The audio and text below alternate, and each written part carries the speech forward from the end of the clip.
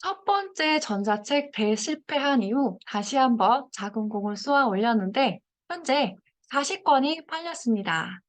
처음에는 6권, 그 다음에는 23권, 다음에는 30권, 현재는 40권이 팔렸는데요. 최근 과제 실패 중에 하나가 전자책 쓰기였습니다. 어떻게 해서 성공으로 극복했는지 그 과정을 알려드릴 테니까 끝까지 들어주시기 바라겠습니다. 저의 전자책인 방탄렌즈 책 씹어먹기 3기 모임을 하고 있었는데요. 이 모임은 제가 무료로 하는 것이지만 실제로 1기, 2기 수업을 끝까지 해주신 분들은 회복 탄력성이 높아지셨고 마인드셋도 180도 바뀌셨고 자본주의 경제에 눈을 뜨신 분들도 계십니다. 추후에 4기 모집도 준비하고 있으니까요. 관심 있는 분들은 함께 하셨으면 좋겠습니다. 안녕하세요. 방탄렌즈의 지혜입니다. 제가 인생에서 많은 실패를 했음에도 불구하고 이를 극복하는 방법을 알려드리기 위해 앞에 영상 2개를 찍었었는데요. 오늘은 실패를 통해 행동으로 나아가는 방법, 최종편을 마무리하도록 하겠습니다. 실패를 통해 행동으로 나아가는 방법. 그 방법은 바로 실패 이력서 쓰기입니다. 실패 이력서 쓰기란 말 그대로 자신이 실패한 것을 쓰는 이력서 쓰기인데요. 보통 실패 이력서 쓰기는 미국의 전문가 교육 과정에서 실패 이력서 쓰기라고 해서 개설하여 가지고 직접 진행을 하고 있습니다.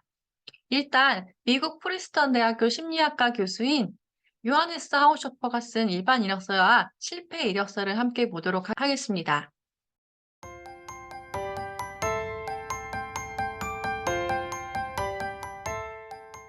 이분의 실패 이력서를 함께 볼까요?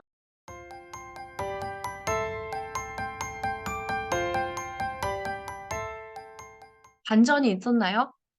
처음 봤을 땐 정말 대단한 사람처럼 보였는데 실패 이력서를 보니 이 교수도 엄청나게 많은 실패를 해왔었죠. 이력서를 쓰는 이유는 다음과 같아요. 첫 번째, 다음 도전에 자양분이 돼서 성공의 확률을 더 높아줍니다. 두 번째는 실패 이력서를 쓰겠다는 그 마음가짐 그 자체, 그것이 자신을 긍정적으로 실패를 받아들일 준비와 또 용기가 있다는 것을 알 수 있습니다. 지난번에도 이야기했었지만 오프라 윈프리의 명언도 잊지 말고 꼭 생각해 주세요.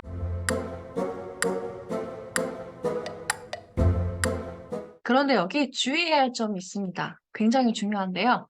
실패를 하기 전까지 반드시 목표의 임계점까지 도달해야 합니다. 즉, 끝까지 포기하지 않고 마지막 결과까지 나올 때까지 계속 도전을 해야 돼요. 어떠한 결과물이 나올 수 있는 마지막까지 거쳐야 하는 것이고요. 과정 도중에 실패를 속단하지 않도록 해야 합니다. 이력서 쓰기 전에 실패의 종류 3가지를 알려드릴게요. 실패에 대한 종류 첫 번째는 인생 실패와 목표에 대한 실패가 있어요. 이런 실패는 바로 우리 인생 중에서 가장 큰 과업들이라고 해야 될까요? 예를 들자면 대학 입시, 그 다음에 직업, 그 다음에 결혼, 이런 것들과 관련된 것이 바로 인생교고요. 그 다음 두 번째는 과제 실패가 있어요. 과제 실패 같은 경우는 지금 제가 썼던 전자책과 같은 과제 또는 1년에 50권의 책을 읽겠다라는 그런 과제 같은 목표에 대한 실패고요. 세 번째는 일상 행위에서의 실패입니다. 세 번째인 일상 행위에서의 실패는 일단 제외하는 것이 좋고요.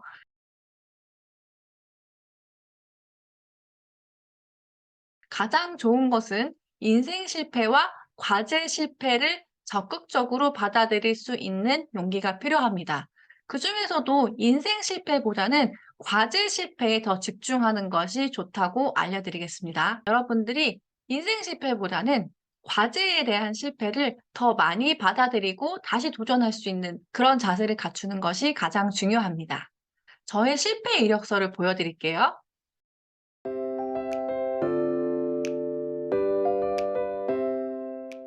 아까도 말씀드렸다시피 가장 중요하게 봐야 하는 것은 과제에 대한 실패라고 했었는데요. 과제에 대한 실패 중 제가 최근에 했었던 실패는 전자책 쓰기였어요. 이 전자책 쓰기 중에 어떻게 실패를 다시 성공으로 터득했는지 알려드릴게요. 첫째, 나의 실패를 인정해야 합니다. 저는 실패를 인정했어요. 먼저 실패를 인정하는 것이 가장 중요해요. 그러면 모든 걸 다 포용할 수 있거든요. 그렇게 되면 실패라는 건 비정상이 아니라 정상이라는 것으로 보이게 되죠. 그렇기 때문에 나의 마음에 큰 상처를 입지 않게 됩니다. 좌절했다가도 다시 금방 회복할 수 있는 거죠. 둘째, 최근 실패한 과제 중 내가 왜 실패했는지 분석하는 시간을 충분히 가져야 합니다. 일단 저는 전자책이 왜 실패를 했는지에 대한 원인을 분석하고 그 주제의 글을 블로그로 올렸었어요.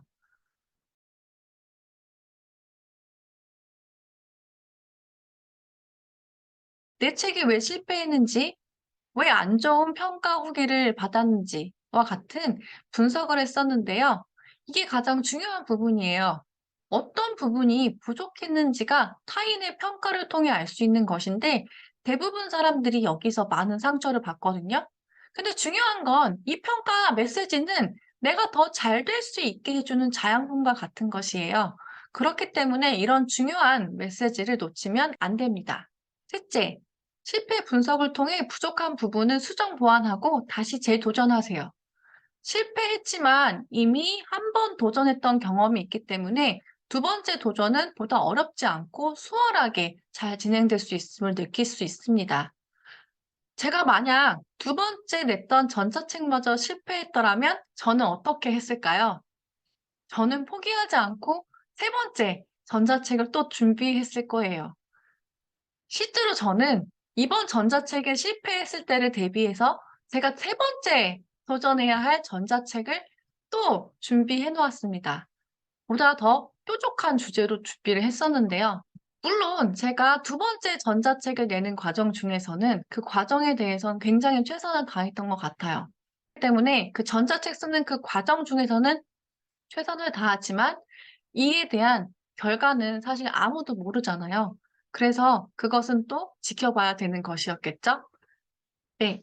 오늘 제가 준비한 내용은 여기까지고요. 저의 이야기를 들어주셔서 감사합니다. 우리는 다음 시간에 만나요. 안녕.